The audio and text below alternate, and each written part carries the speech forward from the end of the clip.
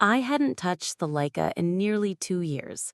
It sat in the top of the hallway closet, wrapped in a faded silk scarf that still faintly smelled like cedar and lavender.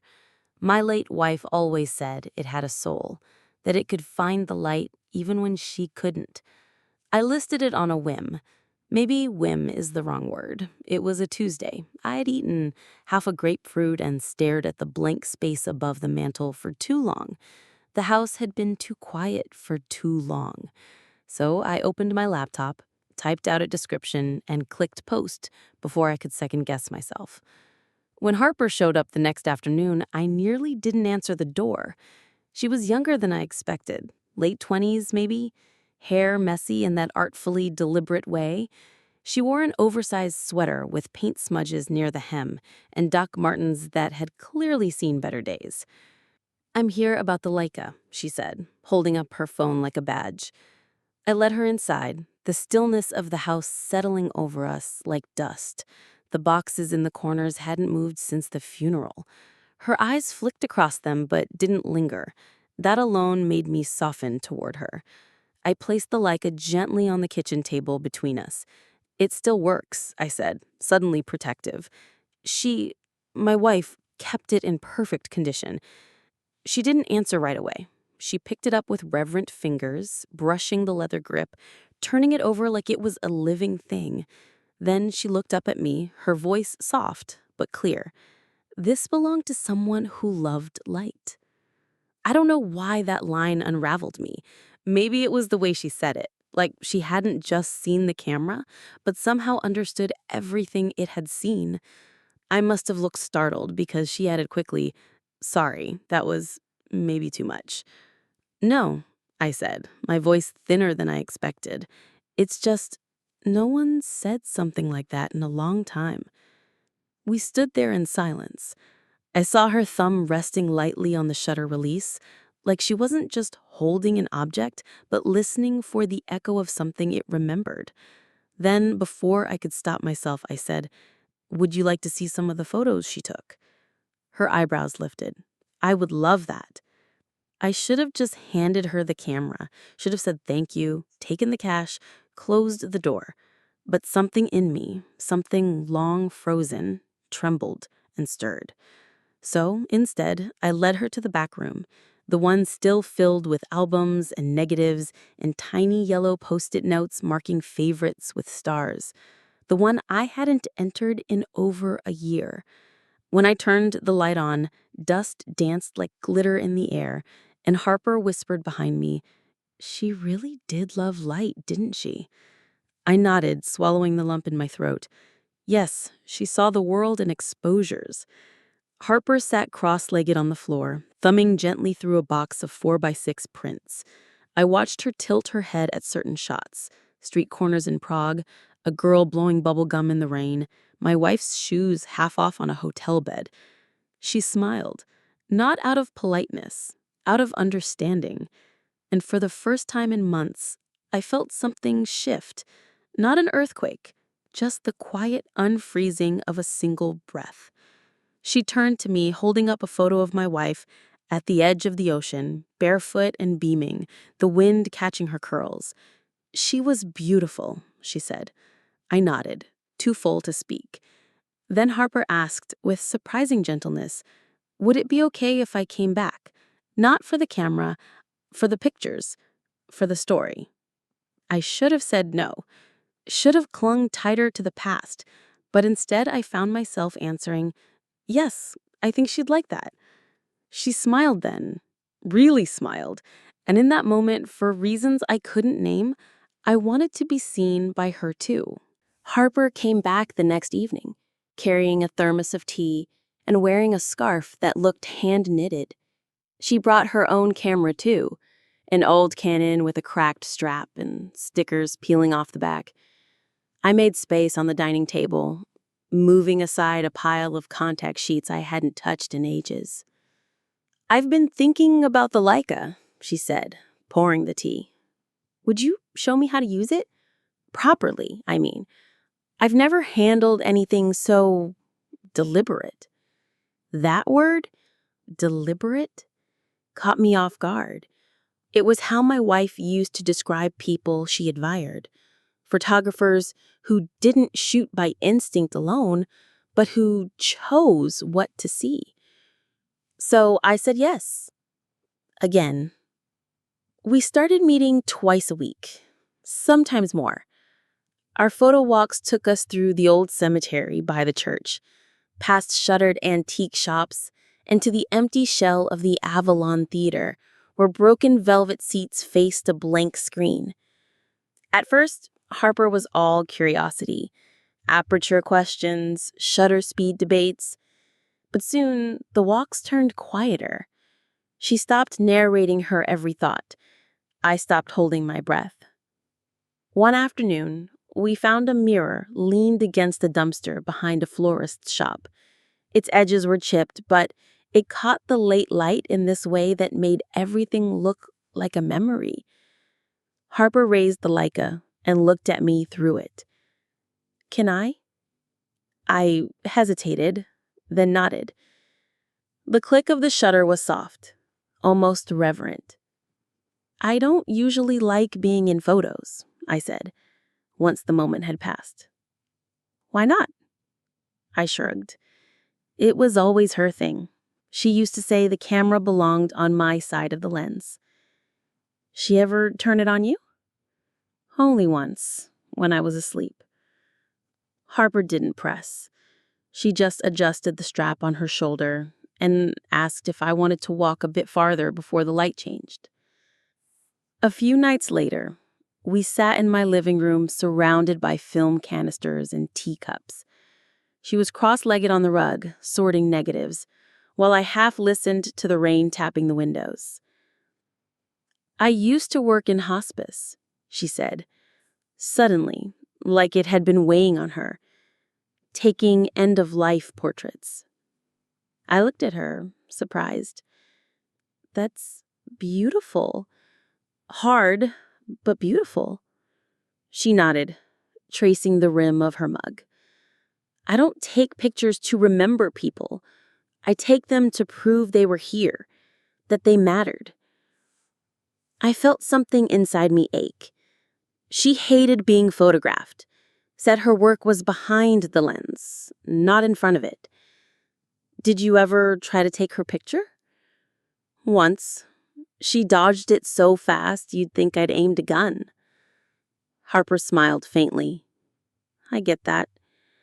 Sometimes being seen feels like exposure.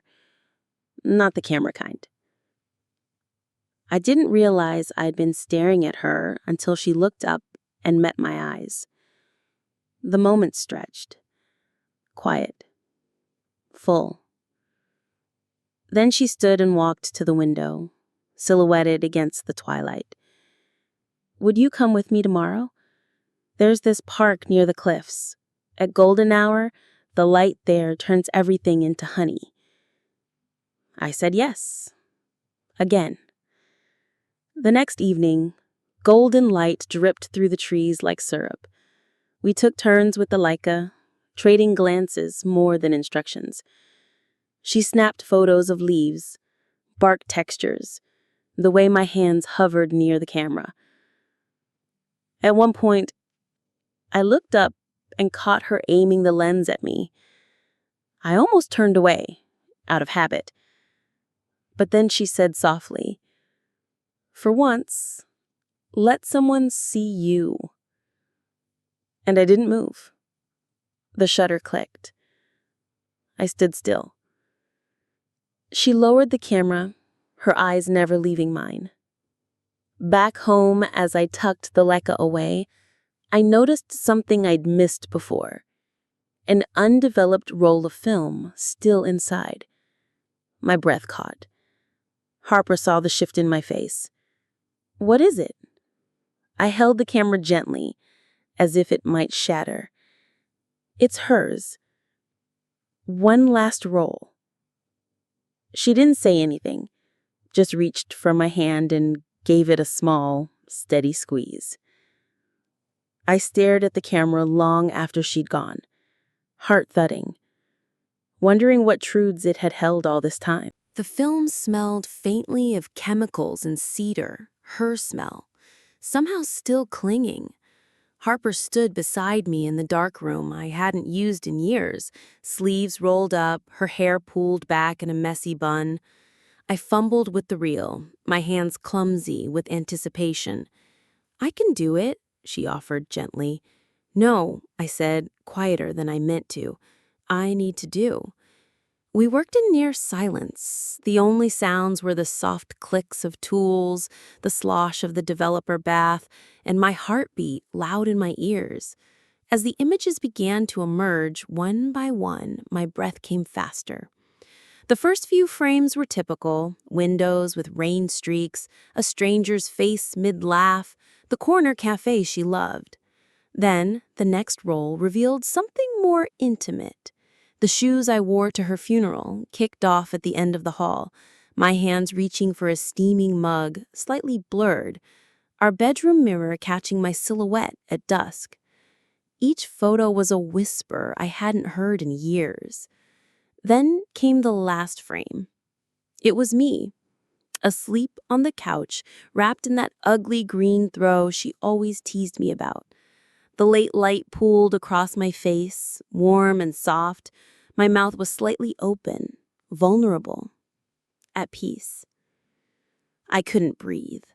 Harper reached forward and gently took the photo from the tray, pinning it to the drying line. Her movements were respectful, almost ritualistic. "She loved you," she said, not as a revelation, but as a confirmation. I turned away, pressing my palms to my eyes. The grief hit like a wave, fast, unrelenting. It wasn't the sharp agony of those early days. This was deeper. The guilt, the betrayal, the feeling that I had no right to smile again, to be seen, to be held. "I don't know how to fall for someone else," I whispered, "not without feeling like I'm erasing her." Harper didn't speak for a long moment. When I turned around, she was gathering her things, the Canon, the thermos, her scarf with the paint stain. She said, "You don't have to explain. I just didn't want you to feel alone." The room felt colder the second she stepped toward the door. I wanted to call her back, but the words wouldn't come. She was almost gone when I finally said, "Wait." She stopped. "You're not replacing her," I said, voice trembling. "But maybe you're reminding me how to be loved again. And I want to try. If you'll let me." She turned around slowly. There were tears in her eyes, but her smile was steady. She walked back to me, taking my hands in hers. She said, "It doesn't have to be all at once. Grief doesn't care about timelines. But love doesn't either." I laughed through the tears. That sounds like something she'd have written on a Post-it and stuck to the fridge. Harper grinned. Then she had good instincts. That night, we didn't kiss. There was no dramatic moment. Just two women sitting in a quiet house, surrounded by drying photographs and old ghosts, learning how to share the space. Later, I opened a drawer I hadn't touched in years and pulled out the leather camera strap, the one my wife had customized with her initials in tiny, careful stitching. I rubbed my thumb over them, thinking not of endings, but of permission. The next morning, I made a choice, not just to remember, but to keep going. I gave Harper the Leica on a Sunday morning.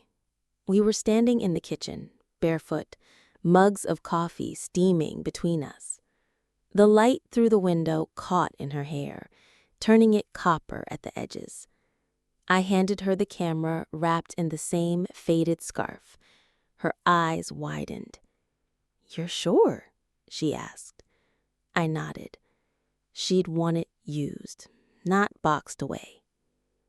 She took it slowly, cradling it with the same reverence she had that first day. She didn't say thank you. She didn't need to. It was something deeper than gratitude, something like inheritance. Then she set it down on the table and stepped closer to me. "Let me take your portrait," she said. "Not for her, for you." There was a quiet ache in those words, tender but insistent, a challenge and an offering. I hesitated. Old reflex. But then I nodded. She didn't pose me, didn't ask me to smile, just lifted the Leica and waited for something true to settle in my face. The click was soft, final, and also not. We began collecting photographs after that, but not the kind that marked milestones. No birthdays, no anniversaries. Just little things. A streak of flour on my cheek, her socks never matching, my hand reaching for hers on the couch, fog on the mirror after our shared showers, her name drawn in with a fingertip. We filled the fridge door with prints and thumbtacks, started a drawer for black and white proofs. The house that had once echoed with silence began to hum again, with laughter, music, clinking glasses, the occasional shout when one of us burnt the toast. One rainy afternoon, I found Harper in the dark room, developing a new set. She didn't hear me enter. I watched her in the red light, focused, calm. The way she moved reminded me of my wife, but not in the way that hurt. In the way that reminded me I was lucky to have known two women who saw the world through beauty. I stepped closer. She reached up and hung a photo to dry. It was the two of us, laughing, her hand on my shoulder, mine curled toward her ribs. Our profiles caught in the light like some accidental blessing. I couldn't remember when she'd taken it. "This one's my favorite," she said. I looked at it, then at her. "So far," I whispered. She smiled and leaned her head on my shoulder. We stood like that for a long time, the photograph swaying gently in the air between us. I still talk to my wife sometimes, in quiet moments or when the sunlight hits the dining table just so. I tell her about Harper, about the life growing around the life I had with her. I tell her I'm okay now, not fixed, not finished, just okay. And I think she'd be glad. Some stories don't end. They shift focus, change exposure, keep going. Ours did. And in the dark room, drying among 100 little moments, is the proof.